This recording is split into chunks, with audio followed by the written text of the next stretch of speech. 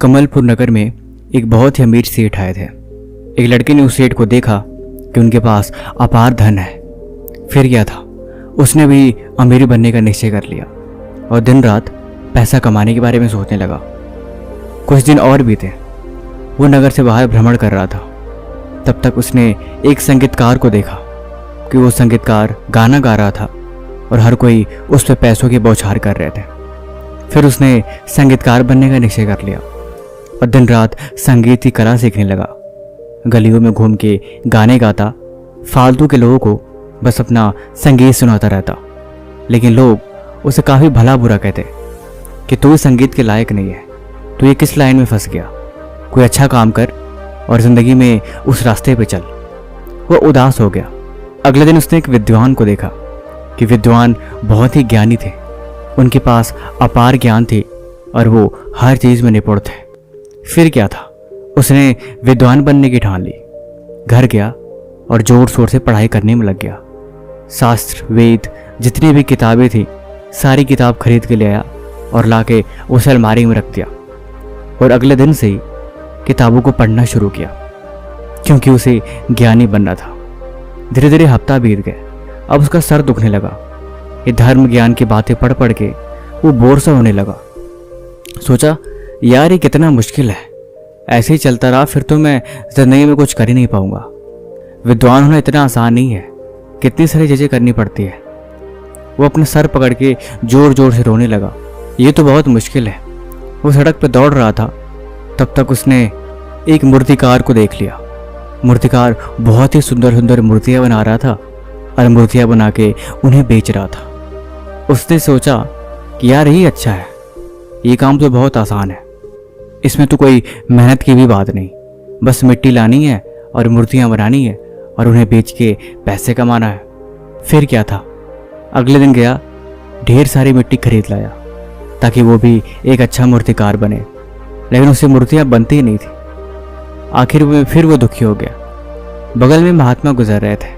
उसने उसे उदास देखकर पूछा, क्या बात है, तुम क्यों उदास लग रहे हो? उसने महात्मा से बताया कि दरअसल मैं जो भी काम शुरू करता हूँ हर काम में मुझे असफलता मिलती है। मैं क्या करूँ, मेरी तो कोई मेहनत करने का भी अर्थ नहीं निकलता। दिन रात इतनी मेहनत करता हूँ, इतना त्याग करता हूँ, लेकिन उसके बाद भी मुझे सफलता नहीं मिलती। मैं उस चीज़ में कामयाब ही नहीं हो पाता हूँ। अब आप ही बताइए मैं क्या करूँ?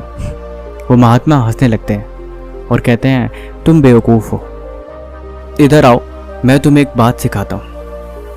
वो धूप में ले गए और बोले, आओ इधर बैठो। उसने बोला, आप मुझे क्या सिखाना चाहते हैं? उन्होंने कहा कि तुम धूप में अपना हाथ फैलाओ। उसने हाथ फैलाया। बोला, आप ये क्या करना चाहते हैं? महात्मा ने बोला, क्या सूरज की किरणें तुम्हारे हाथ पे लग रही हैं? उसने बोला, हाँ, हाथ पे लग तो रही है, लेकिन इससे भला क्या सिद्ध होता है? महात्मा बोले, तुम थोड़ी देर इंतजार करो। महात्मा एक शीशे का टुकड़ा लेके आते हैं जो एक लेंस की तरह था और उसके हथेली के ऊपर लगा देते हैं। सूरज की तेज किरणें उसके हाथों पे इकट्ठी होकर पड़ रही थी और थोड़ी देर में ही उसका हाथ जलने लगा। उसने तुरंत हटा लिया और बोला, महात्मा ये क्या चमत्कार था?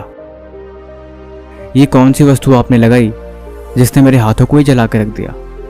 महात्मा बोले, दरअसल ये वही सूरज की किरणें हैं जो बिखरी हुई थी तो तुम्हारे हाथों को कोई नुकसान ही पहुंच रहा था, लेकिन जैसे एकत्र हुई इनके अंदर पावर आ गई और ये सारी किरणें इकट्ठी होकर सिर्फ एक जगह लग रही थी और एक जगह केंद्रित होने की वजह से उनका तेज तुम्हारे हाथों को जलाने में सक्षम हो सका। जिंदगी भी ऐसी ही है। तुमने इतने सालों से अलग अलग जगह पे तरह तरह काम करने की कोशिश करते हो, लेकिन अभी तक तुमने एक काम निश्चय नहीं किया कि तुम्हें सच में जिंदगी में क्या करना है। अगर तुम बहुत से काम एक बार में करने की कोशिश करोगे या फिर तुम्हारा ध्यान अगर केंद्रित नहीं है सिर्फ एक काम पे, तो तुम चाहे जितना मर्जी कोशिश कर लो, तुम जिंदगी में कभी कामयाब हो ही नहीं सकते। इसीलिए कामयाब होने के लिए तुम्हें भी किसी एक गोल को चूज करना पड़ेगा और एक गोल को चुनने के बाद उस पर ध्यान केंद्रित करके अपना 100% देना होगा। जब तुम 100% उस काम को दोगे तब तुम निश्चय ही कामयाब हो पाओगे। जिंदगी में सफलता इसी बात पर निर्भर करती है। इसीलिए तुम वापस लौटो, तुम कोई एक गोल चुनो जो तुम्हारे पसंद का हो। इस दुनिया में तरह तरह के बहुत सारे ऑप्शंस हैं जिनकी भरमार है। तुम हर काम को नहीं कर सकते, इसलिए तुम एक काम को चुनो और उसे करने की कोशिश करो, फिर देखना तुम जरूर कामयाब हो पाओगे। उस लड़के ने महात्मा का बहुत बहुत धन्यवाद कहा और फिर अपने घर को चला गया। बाकी कहानी आपको कैसी लगी और आपने इस कहानी से क्या सीखा, हमें कमेंट बॉक्स में जरूर बताएं। और ऐसी कहानी सुनने के लिए इस चैनल को जरूर सब्सक्राइब करें। तब तक हम मिलते हैं अगले दिन एक और नई कहानी के साथ। धन्यवाद।